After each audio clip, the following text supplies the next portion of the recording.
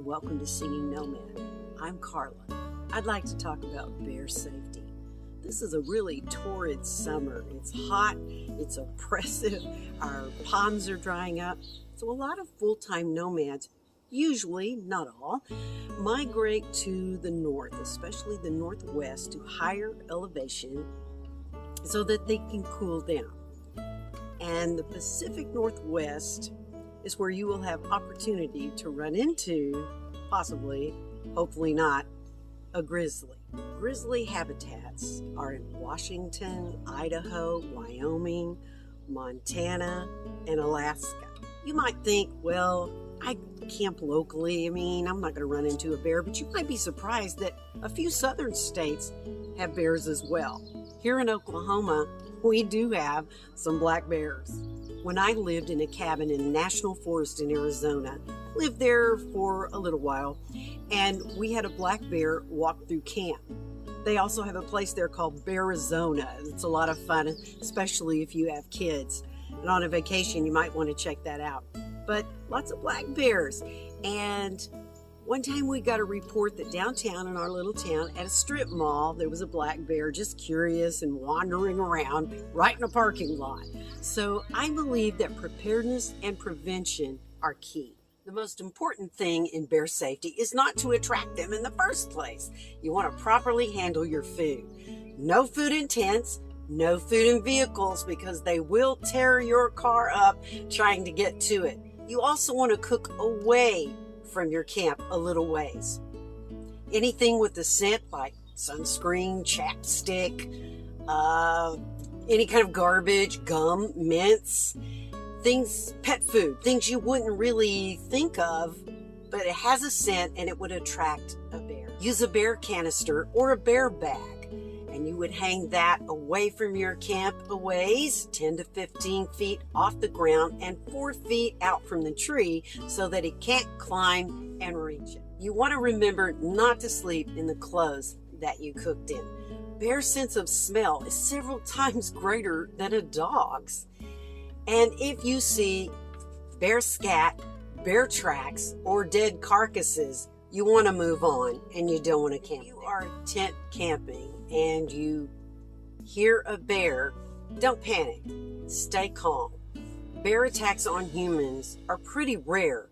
They do happen, however, but try to stay as calm as you can. One way of staying maybe a little bit safer is creating a barricade around your tent of brush and piles of sticks so that at least you might hear it a little bit sooner and know at all times where your bear spray is.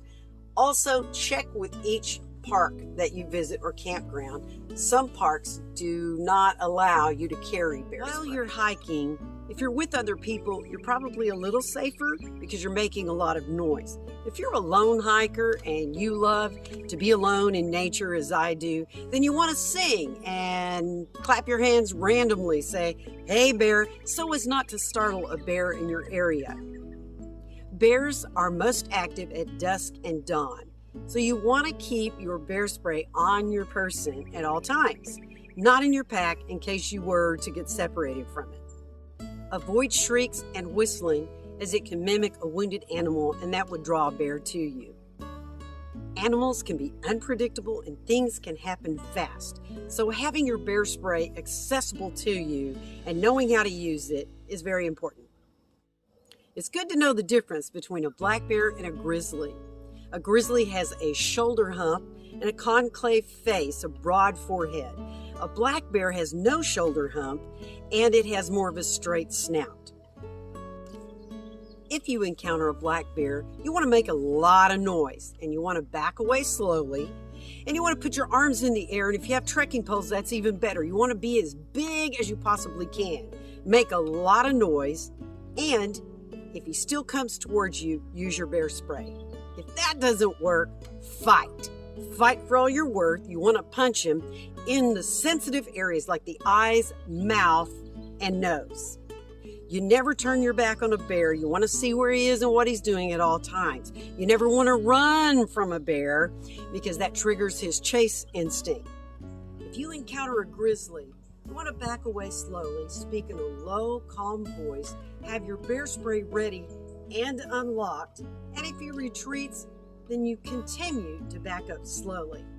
If he's bluff charging you, he's going to huff and puff, and his ears are going to be up. If it's an actual charge, his ears will be back and he will move silently towards you. This is the time to use your bear spray. If the bear spray fails, you want to play dead. You want to put your hands behind your neck to protect your spine, lay on your stomach with your legs wide apart so that there's less chance that he can flip you and you can protect your vital organs. Remember, don't panic, which I can't even imagine. Don't panic, just play dead. Hopefully he will get bored and move on. So if you're planning to camp or hike, just remember to know what to do. Be prepared and stay safe. Thanks for spending time with me today. I'm so sorry about the cows. They wouldn't shut up. Ugh. Anyway, thanks for being here. I appreciate you helping me out with the like and subscribe. Remember to tap the notification bell, and I'll see you next week. Bye-bye, happy campers.